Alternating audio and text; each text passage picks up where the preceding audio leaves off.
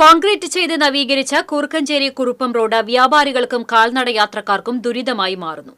പണി പൂർത്തിയായ ചെട്ടിയങ്ങാടി ജംഗ്ഷൻ കാന വൃത്തിയാക്കലിന്റെ പേരിൽ വീണ്ടും കുത്തിപ്പൊളിച്ചു.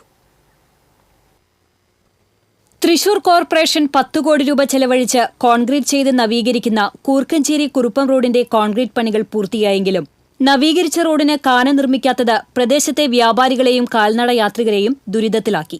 റോഡ് ഉയർത്തി കോൺക്രീറ്റ് ചെയ്തതോടെ കാൽനടയാത്രയ്ക്ക് ഇതുവഴി നടക്കാൻ പറ്റാത്ത അവസ്ഥയായി. കഴിഞ്ഞ ദിവസങ്ങളിൽ പെയ്ത കനത്ത മഴയിൽ കുറുപ്പം റോഡിലെ വ്യാപാര സ്ഥാപനങ്ങളിലേക്ക് വെള്ളം ഇരച്ചുകയറി വലിയ നാശനഷ്ടമാണ് ഉണ്ടാക്കിയത്. നിലവിലെ കാനകൾ അടഞ്ഞുകിടക്കുന്നതും കടകളിലേക്ക് വെള്ളം കയറാൻ ഇടയാക്കി.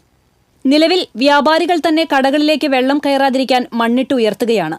കൂടാതെ റോഡിനിരുവശങ്ങളും മണ്ണിട്ട് ഉയർത്താത്തതിനാൽ കാൽനടയാത്രക്കാർക്കും ഇതുവഴി സഞ്ചരിക്കാൻ ബുദ്ധിമുട്ടാണ്. കുറുക്കഞ്ചേരി മുതൽ കുറുപ്പം റോഡ് വരെയുള്ള കോൺക്രീറ്റ് റോഡിന് ഇരുവശവും കാനകൾ ഉയർത്തിപ്പണിതാൽ മാത്രമേ ഇതിന് ശാശ്വത പരിഹാരമാവുകയുള്ളൂ.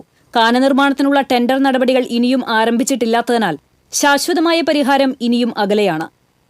TCV news, Thrissur.